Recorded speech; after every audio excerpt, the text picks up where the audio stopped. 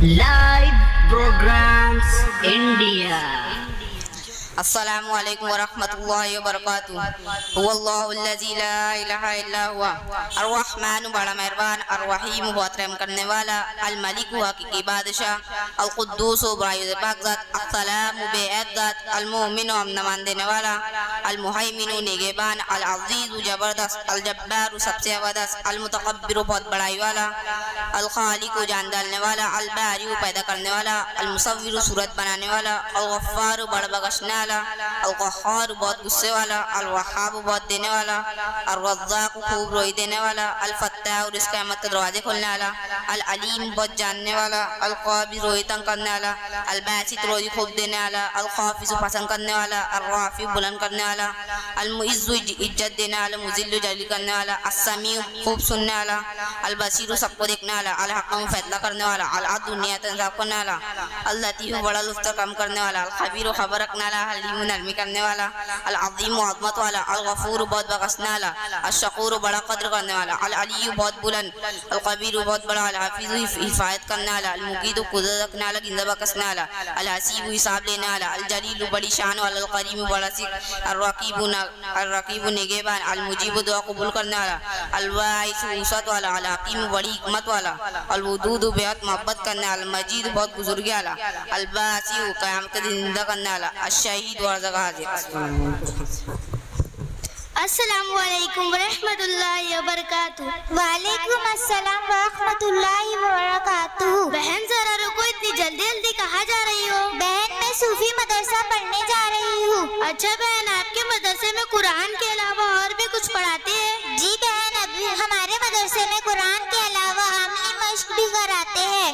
اچھا بہن، مجھے غسل کے فرائض بتا دو. غسل کے فرائض 3 ہیں. نمبر 1 کلی کرنا، اگر روزہ نہ ہو تو غرارہ کیجیے. نمبر 2 ناک کی نرم ہڈی تک کے پانی پہنچانا. نمبر 3 اس طرح پورے بدن پہ پانی بہانا، ایک بال برابر جگہ سوکھی نہ رہے. اچھا بہن، مجھے وضو کے فرائض بتا دو. وضو کے فرائض 4 ہیں. نمبر 1 ایک مرتبہ پورے چہرے کو پیشانی کے بالوں سے ٹڈیوں کے نیچے تک، ایک کان کی لو سے دوسرے کان کی لو تک دھونا. نمبر 2 ایک ایک مرتبہ کونے سمیت دونوں ہاتھ دھونا. نمبر 3 ایک مرتبہ چوتھائی سر کا مسح کرنا. نمبر 4 ایک ایک مرتبہ ٹخنوں سمیت دونوں پاؤں دھونا. اچھا بہن، مجھے نماز کی شرائط بتا دو. نماز کی شرائط 7 ہیں. نمبر 1 بدن کا پاک ہونا. نمبر 2 کپڑوں کا پاک ہونا. نمبر 3 جگہ کا پاک ہونا. نمبر 4 شطر کا چھپنا. نمبر 5 نماز کا وقت معلوم ہونا. نمبر 6 قبلے کی طرف منہ کرنا. نمبر 7 نیت کرنا. اچھا بہن، مجھے نماز کے فرائض بتا دو. نماز کے فرائض 7 ہیں. نمبر 1 تکبیر تحریمہ یعنی اللہ اکبر کہنا. نمبر 2 قیام یعنی کھڑے ہونا. نمبر 3 قرات یعنی قرآن کی 3 چھوٹی آیت یا پھر ایک بڑی آیت پڑھنا. نمبر 4 رکوع کرنا. نمبر 5 2 سجدہ کرنا. نمبر 6 قاعدے کو آخرہ میں تشہد کی مقدار بیٹھنا. نمبر 7 نمازی کو اپنے اختیار سے نماز ختم کرنا. بہن، آپ کا بہت شکریہ، مجھے بہت خوشی ہوا آپ کے جواب سے. میں بھی آپ کا مدرسہ پڑھنا چاہتی ہوں. جی بہن ضرور، ابھی ہمارے مدرسے کی چھٹی لگنے والی ہے. عید بعد جب ہمارا مدرسہ شروع ہوگا تو میں آپ کو بھی لے چلوں گی. اچھا بہن، اب میں آپ سے اجازت لیتی ہوں. السلام علیکم ورحمۃ اللہ وبرکاتہ. وعلیکم السلام ورحمۃ اللہ وبرکاتہ. السلام علیکم. اعوذ باللہ من الشیطان الرجیم. بسم اللہ الرحمن الرحیم. الحمد للہ رب العالمین الرحمن الرحیم مالک یوم الدین. ایاک نعبد و ایاک نستعین. اهدنا الصراط المستقیم. صراط الذین انعمت علیہم غیر المغضوب علیہم ولا الضالین. آمین. السلام علیکم. اعوذ باللہ من الشیطان الرجیم. بسم اللہ الرحمن الرحیم.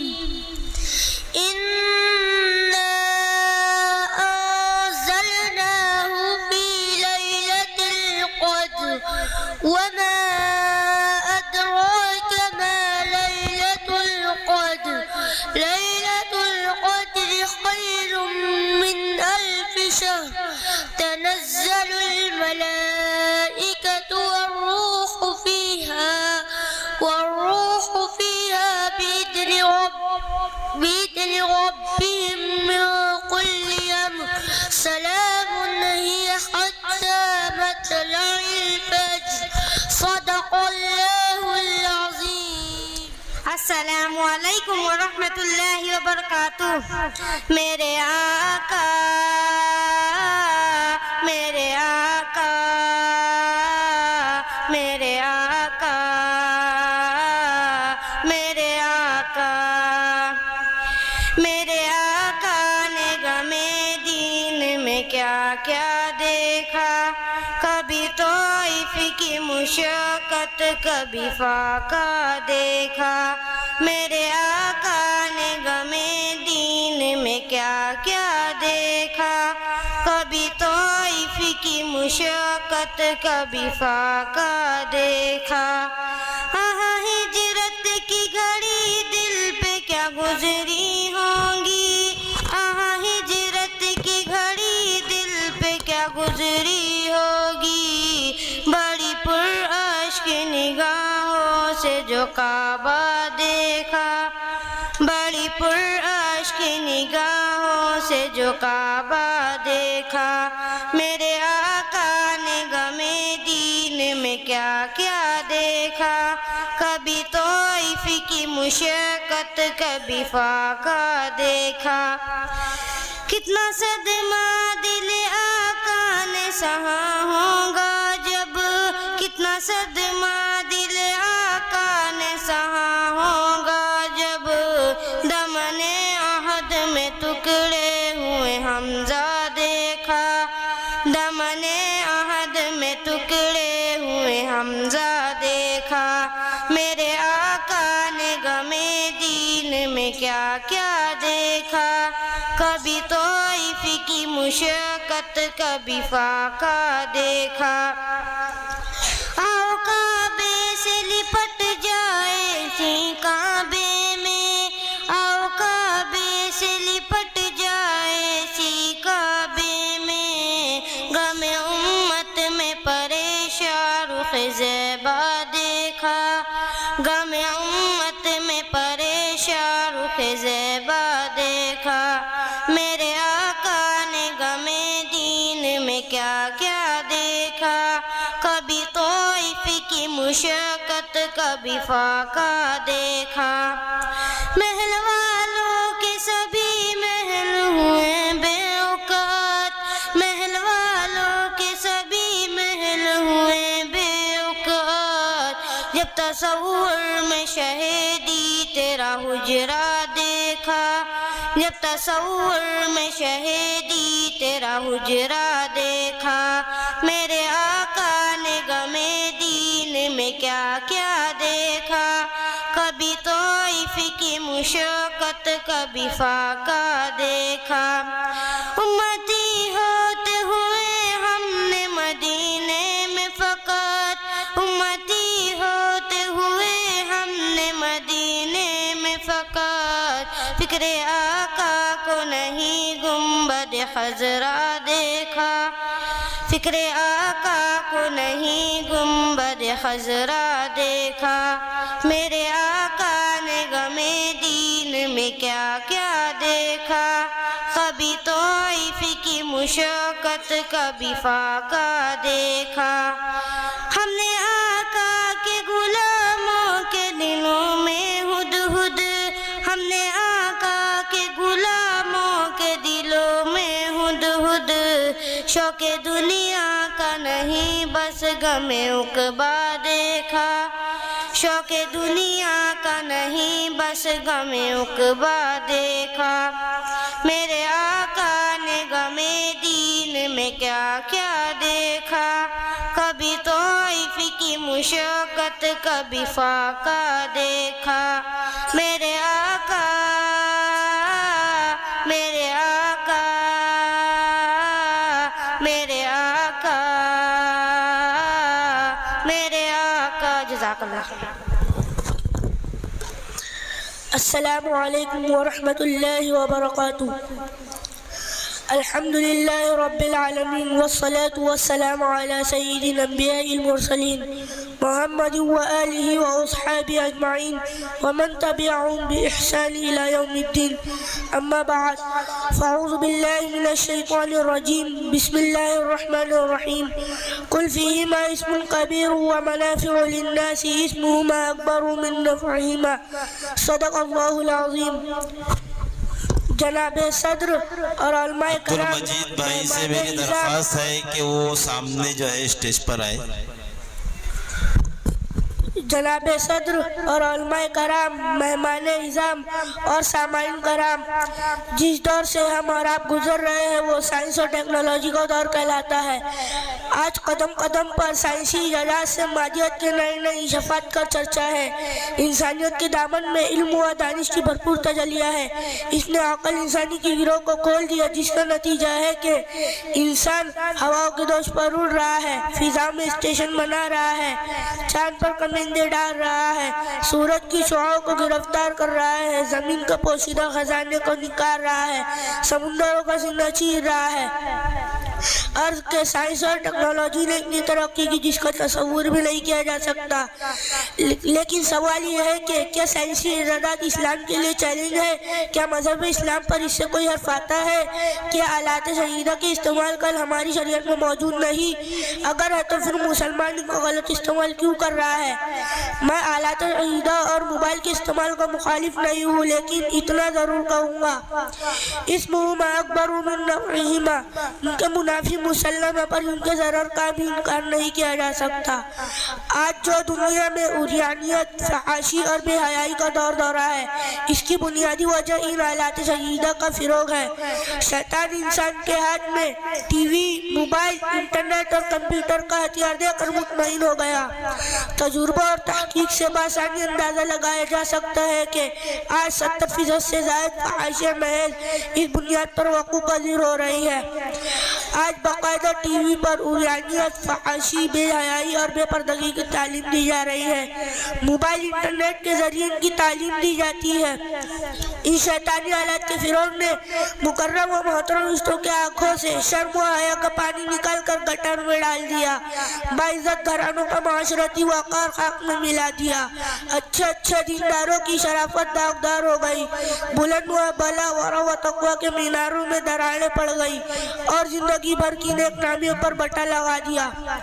مسلم معاشرے کا آپ جائزہ لیجئے تو آپ کو معلوم ہوگا کہ وہ معصوم بچے جن کو قرآن سننے سے وجد آتا تھا، جن کی زبان پر لا الہ الا اللہ کی صدائیں ہوتی تھی، جن کو تلاوت میں سکون ملتا تھا، جن کو مسجدوں میں راحت ملتی تھی، آج ان کو میوزک سے وجد آتا ہے، گانوں میں مزہ آتا ہے، موسیقی میں سکون ملتا ہے.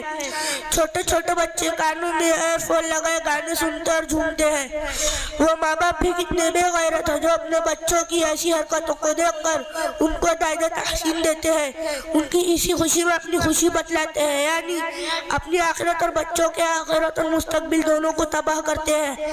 اور جب بچے بڑے ہو کر نافرمانیاں کر کے ناک میں دم کرتے ہیں تو والدین شکوہ کرتے ہیں کہ ہماری اولاد نافرمان ہو گئی، ہمارے حقوق ادا نہیں کرتی. تو وہ اولاد جو اپنے رب کی نافرمان ہو، اپنے والدین کی فرما بردار کیسے ہو سکتی ہے؟ سچ کہا ہے خواجہ محمد اسلام نے کہ طبلے کی تھاپ پر، باجے کی آواز پر، گھنگروں کی جھنکار پر جھومنے والی ماں کے بطن سے خالد بن ولید، محمد بن قاسم اور طارق بن زیاد پیدا نہیں ہوتے، بلکہ خطاکار، بدکار اور نافرمان پیدا ہوتے ہیں. بزرگوں اور دوستوں، گلی گلی، سڑک پر سنیما بینی کے اڈے، ہال اور ٹاکیز ہمارے نوجوانوں کو تباہ کرنے کے لیے کافی تھے، لیکن دشمنان اسلام کے ارادے اس سے بھی خطرناک تھے. وہ چاہتے تھے کہ ہر گھر عریانیت و فحاشی کا مرکز بن جائے، رشتوں کے تقدس کی پامالی ہو، بے حیائی کا چرچام ہو جائے، نہ بھائی بہنوں کا احترام رہے، نہ بیٹی اور بیوی کا امتیاز رہے، نہ باپ بیٹے کا فرق رہے. اس لیے انہوں نے ٹی وی، موبائل اور انٹرنیٹ کو ایجاد کیا۔ مسلمانوں، یہ سب یہودیوں کی سازشیں ہیں، ان سے آگاہ رہو، ان سے اجتناب کرو۔ روایت میں آتا ہے کہ میری امت بنی اسرائیل کے قدم با قدم چلیں گی، حتیٰ کہ بنی اسرائیل میں اگر کسی نے اپنی ماں کے ساتھ علانیہ زنا کیا ہوگا تو میری امت میں بھی ایسے افراد پیدا ہوں گے، اور ایک ایسا زمانہ آئے گا کہ لوگ اپنی ماں کے ساتھ علانیہ زنا کیا کریں گے، اور شاید وہ دور آ چکا ہے، علانیہ نہ صحیح لیکن خفیہ طور پر ہو ہی رہا ہے۔ مسلمانوں، اگر تم اپنی بہو بیٹی کی سلامتی چاہتے ہو، اگر تم اپنی ماں بہنوں کے ناموز کی حفاظت چاہتے ہو، اگر تم چاہتے ہو کہ تمہارے ہاتھ تمہاری ماں اور بہنوں کے گریبانوں تک نہ پہنچے، تو تم اپنے گھروں سے ٹی وی کو نکال دو، ناچ گانے کو چھوڑ دو، فلمیں بینی کو چھوڑ دو۔ سامعین کرام، ٹی وی، انٹرنیٹ اور موبائل اور دیگر آلات کے وجود نے انسان کو حقیقی خوشی سے محروم کر دیا، دل کے چین کو چھین لیا، جسمانی تقاضوں کو پورا کیا، لیکن روح کو فاقہ کی حالت میں چھوڑ دیا۔ آج پوری دنیا چین و سکون کی تلاش میں سرگردہ ہے۔ وہ یہ سمجھتی ہے کہ برہنہ تصویروں میں اسے سکون مل جائے گا، ناچ گانے میں اسے سکون مل جائے گا، رقص و ڈانس کی محفلوں میں سکون مل جائے گا، حسیناؤں کے پہلوں میں سکون مل جائے گا۔ الا بذکر اللہ تطمئن القلوب، اگر سکون کی تلاش ہے تو آؤ خدا کے دامن میں سکون ملے گا۔ موبائل، ٹی وی اور آلات جدیدہ میں کبھی تمہیں سکون نہیں مل سکتا۔ یہ آلات تمہارے جسم کو تو بنا سکتے ہیں لیکن تمہاری روح کو زندہ نہیں کر سکتے۔ علامہ اقبال نے کیا ہی خوب نقشہ کھینچا ہے، ڈھونڈنے والا ستاروں کی گزرگاہوں کا اپنے افکار کی دنیا میں سفر کر نہ سکا، اپنی حکمت کے خمہ پیش میں الجھا ایسا آج تک فیصلہ نفع و ضرر کر نہ سکا، جس نے سورج کی شعاع کو گرفتار کیا زندگی کی شب تاریک شہر کر نہ سکا۔ وآخر دعوانا ان الحمد للہ رب العالمین۔ السلام علیکم ورحمۃ اللہ وبرکاتہ۔